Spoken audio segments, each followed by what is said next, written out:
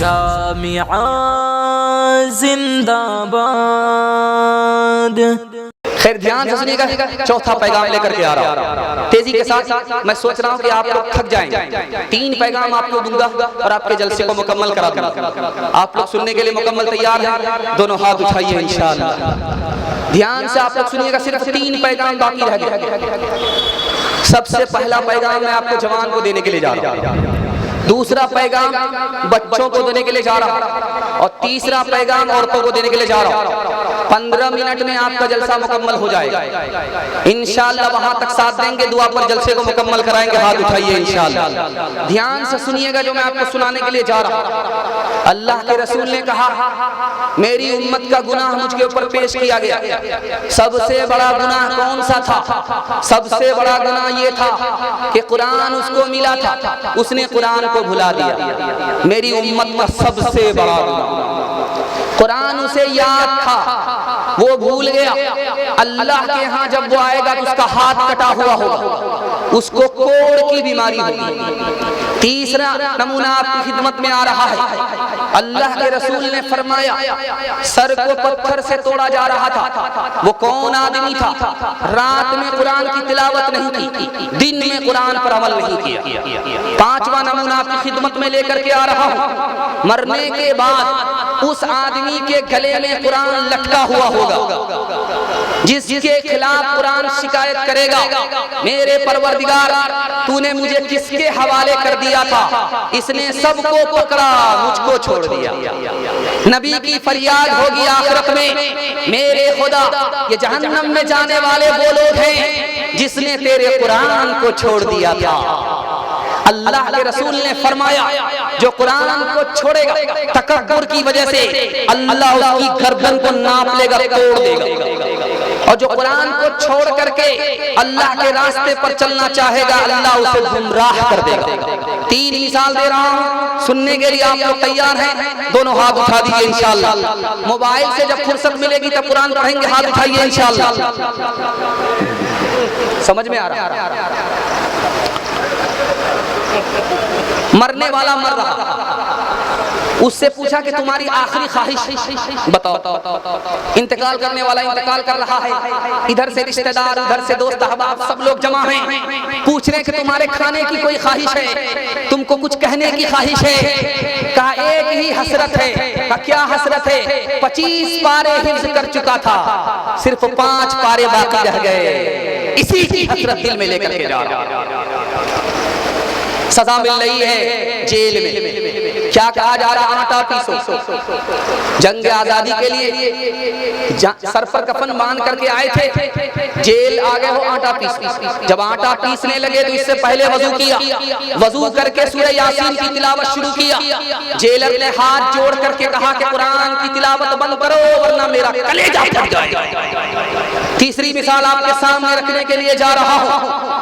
अबू बकर के ऊपर मुकदमा हुआ है, अगर मक्के में रहना है कुरान की तिलावत नहीं कर सकते। का ये तो नहीं होगा, का फिर मक्का छोड़ना होगा। का मक्का छोड़ देंगे लेकिन कुरान नहीं छोड़ सकते। इंशाअल्लाह हमारे हाथ में कुरान है, हमारी तरक्की को कोई छीन नहीं सकता।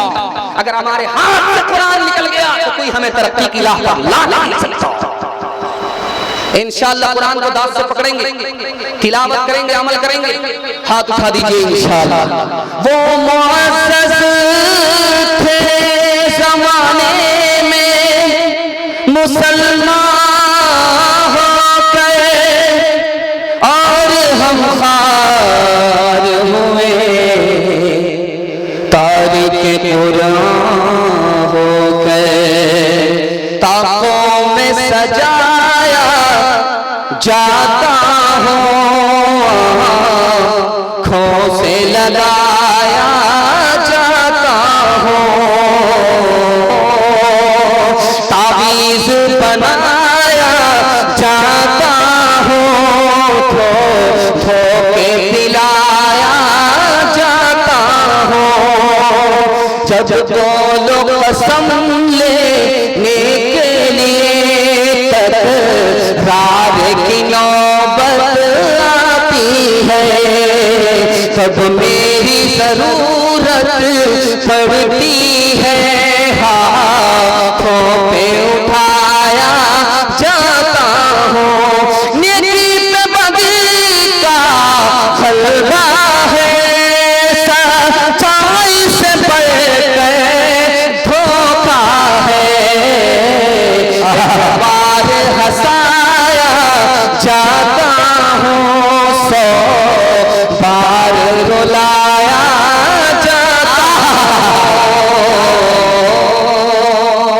इंशाअल्लाह बच्चों के हवाले से सुना रहा हूं।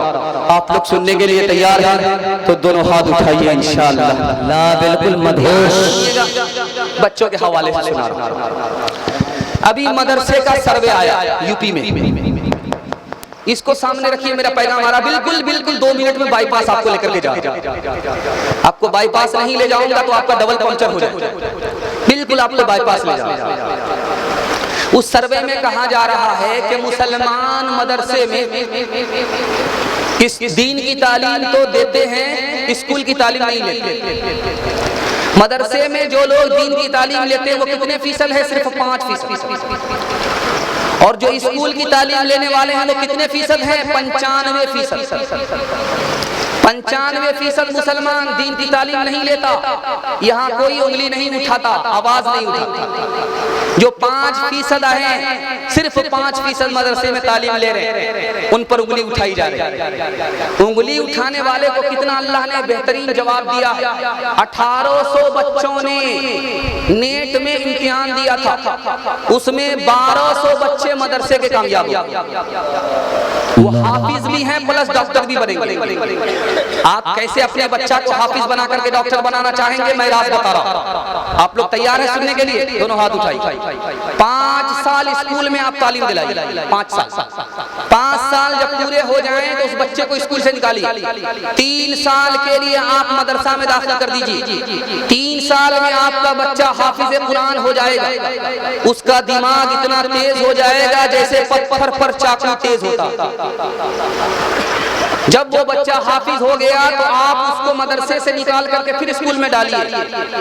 आपका बच्चा एक वक्त आएगा हाफिज भी होगा, डॉक्टर भी होगा। हाथ उठाइए, इंशाअल्लाह अमल करेंगे। ध्यान से सुनिएगा, मैं एक बात और बता रहा हूं।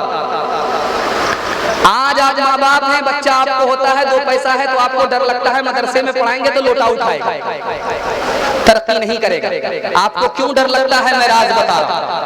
आप मदरसे में नहीं पढ़ाना चाह रहे, स्कूल में पढ़ाना चाह रहे हैं। आपको माल की तो मोहब्बत है, अल्लाह रसूल से मोहब्बत नहीं है। दूसरी बात याद रखिए, स्कूल में पढ़ लेने के बाद आपका बच्चा डॉक्टर होगा लेकिन इंसान नहीं होगा, मुसलमान नहीं होगा। बाप का जनाजा है, बेटा पीएचडी करके आया है, बेतहाशा रो रहा है। पूछने वाले ने पूछा कि क्यों रोते हो? कि इसलिए रोता हूं कि मेरे बाप ने मुझे स्कूल की तालीम तो दिलाया लेकिन बाप का जनाजा सामने है, मुझको दीन की इतनी तालीम नहीं है कि मैं बाप का जनाजा पढ़ा सकूं। याद रखिए, आपका बच्चा डॉक्टर बन जाएगा स्कूल की तालीम से, लेकिन आखिरत की जरूरत आप पूरी नहीं कर सकते। चश्मा ले लेंगे, बीनाई नहीं होगी। लिबास खरीद लेंगे, हुस्नो जमाल नहीं मिलेगा। दवाई ले लेंगे, सेहत नहीं मिलेगी। माल से आप आखिरत नहीं खरीद सकते। आखिरत अगर खरीदनी है तो मदरसे की तालीम दिलानी होगी। इंशाअल्लाह दिलाएंगे, हाथ उठा।